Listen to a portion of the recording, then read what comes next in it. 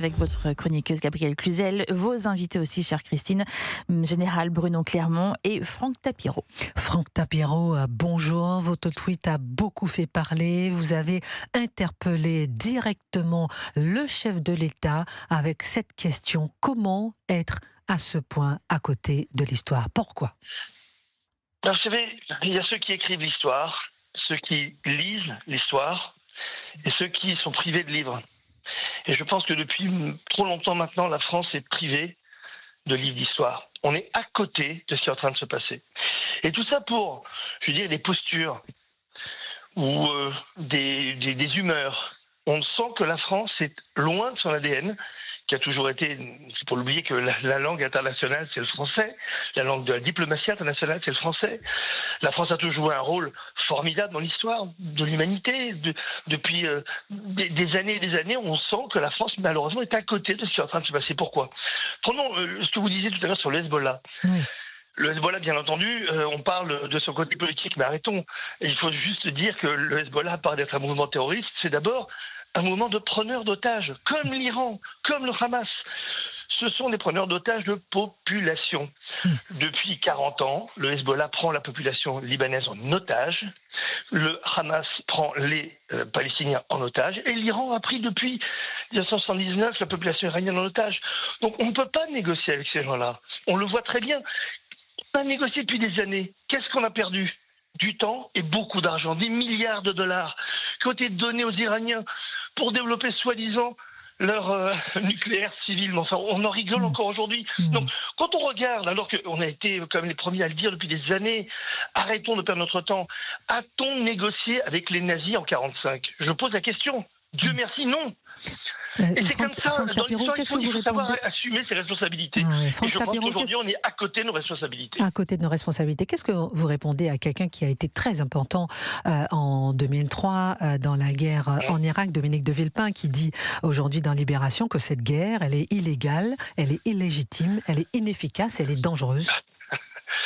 Il me fait sourire, mais s'il n'y avait pas autant de morts, je dirais autre chose, parce que aujourd'hui, c'est ridicule de dire ce genre de choses. Pourquoi c'est ridicule? Est-ce que vous pensez que l'Iran respecte le droit international depuis plus de presque 50 ans maintenant? Est-ce que le Hamas respecte le droit international? Est-ce que le Hezbollah... Enfin, soyons sérieux. À un moment, il y a plus que le droit international. Il y a le devoir international. Ça, on n'en parle jamais du devoir international. Et le devoir international, c'est de réagir en tant qu'humaniste face à des populations, comme je vous l'ai dit, prises en otage depuis des années par des islamistes, que ce soit en Palestine, que ce soit au Liban, que ce soit en Iran, avec tous leurs proxys. Donc, où on se cache derrière son petit doigt, alors que ces personnes qui parlent le droit international, d'abord, n'en connaissent absolument rien, parce qu'il y a aussi ce qu'on appelait à l'époque le devoir d'ingérence. Mais moi, je parle du devoir international, c'est de ne pas laisser tomber ces populations, et de se cacher derrière un cynisme absolu, et surtout derrière une défaite morale.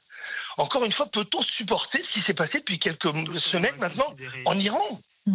On ne peut pas le supporter. On voit bien qu'aujourd'hui, en tant que, surtout grande nation, mais que nous ne sommes plus.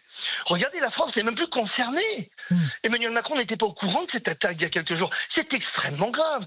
Ça ne serait jamais arrivé avec tous les autres présidents de la Ve République. C'est extrêmement grave. Donc, De Villepin se cache derrière. Vous savez, c'est sa seule médaille, De Villepin. Mais n'oublions pas qu'il n'a fait qu'un discours qui a été décidé par Jacques Chirac. D'accord? Donc Dominique de Villepin était un très bon orateur, était un type sûrement très cultivé et intelligent, mais il n'a que ça. N'oublions pas qu'il a travaillé pour le Qatar, il est donc briefé. Donc il a une partition, vous savez, toutes ces personnes ont des partitions qu'il répète à l'envie. Donc il n'a qu'un seul argument d'ailleurs. Vous voyez bien qu'il refuse tous les débats là-dessus parce qu'il est bloqué en 2-3 secondes. Parce qu'il n'a pas d'autre argument. Et oser dire que cette guerre est illégale, allez dire ça au peuple iranien, vous allez voir ce qu'ils vont vous répondre. Demandez à la diaspora iranienne en France. Dès que M. de Villepin s'exprime, ils ont honte. Et moi, je vais vous dire aujourd'hui, en tant que Français, j'ai un sentiment de honte.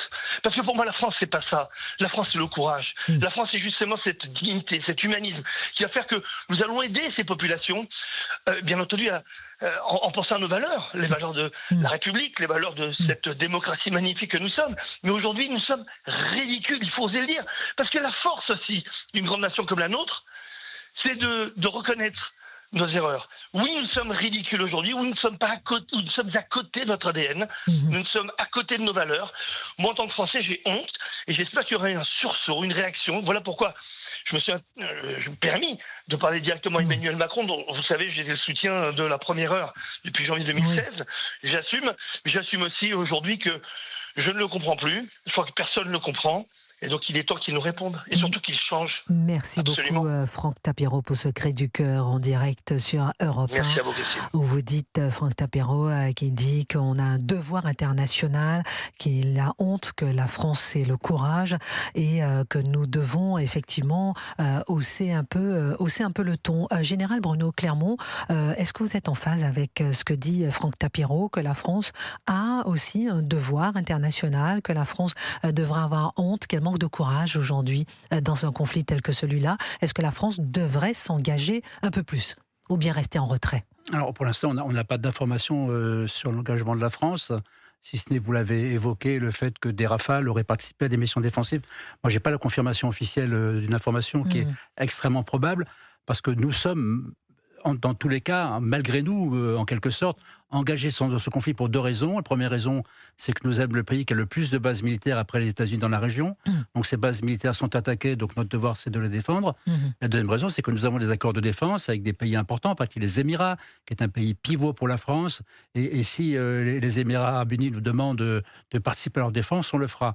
Mais tout ça se déroule dans un pays souverain, que ce soit les Émirats ou que ce soit la Jordanie, pour que la France, typiquement, qui décolle, que les Rafales de France français, qui décollent de la base aux Émirats unis, fassent des missions, même elles peuvent le faire. Qu'est-ce qui ferait effectivement Elles peuvent le faire, mais pour l'annoncer, il faut l'accord des autorités émiraties. C'est elles qui le décident, parce que s'ils reconnaissent que des Rafales décollent de sa base pour faire des missions, ça peut stimuler une réponse augmentée des Iraniens. Donc c'est une question de souveraineté, mais je pense que dans tous les cas, cette annonce de Rafale, elle est réelle. Nos Rafales sont dans la zone. Ils l'avaient déjà fait pendant la guerre des 12 jours, vous vous souvenez? La guerre des 12 jours, les Rafales avaient décollé, avaient intercepté des drones qui allaient vers Israël. Et je mets cette information avec la déclaration, le communiqué des trois pays, le communiqué à l'issue du Conseil de défense il y a 2 jours, dans lequel la France, l'Allemagne et le Royaume-Uni disent « Nous allons participer à l'opération défensive, y compris en allant frapper les sites de missiles et de drones à l'intérieur de l'Iran ». Ça veut dire que cette option est possible. Il faut pour cela l'accord des pays sur lesquels à partir duquel on opère, c'est possible. Je prends l'exemple des Britanniques. Les Britanniques ont, eux, des avions qui sont à Chypre, sur une base à Crotiri, qui est une base qui appartient à la Grande-Bretagne. À partir de cette base, ils ont déjà annoncé qu'ils faisaient des missions de surveillance dans le Golfe Persique. À partir de cette base, ils peuvent décider d'aller faire ce qu'il y a dans le communiqué, c'est-à-dire des missions de combat à l'intérieur de l'Iran.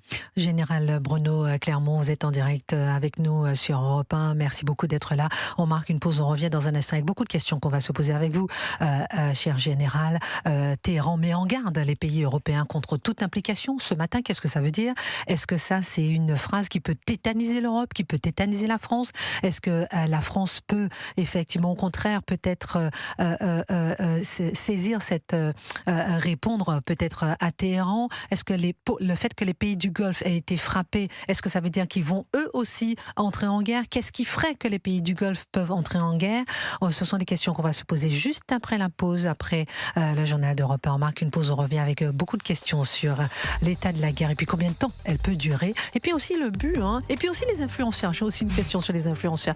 Alors parce que selon mes informations, tenez-vous bien, il y a un avion en ce moment qui est parti de Dubaï bourré d'influenceurs. Alors je dis bien au conditionnel parce que on m'a donné ces informations et qui devrait atterrir cet après-midi, alors que le gouvernement avait dit que ce serait que les gens vulnérables qui devraient partir en premier. On en parle, beaucoup de choses à vous dire sur Europe. Dans un instant, vous restez bien avec nous. La suite de Christine Kelly et vous, c'est dans un instant avec vous aussi. Vos réactions, n'hésitez pas, chers auditeurs, réagissez 01 80 20 39 21. Il est 11h.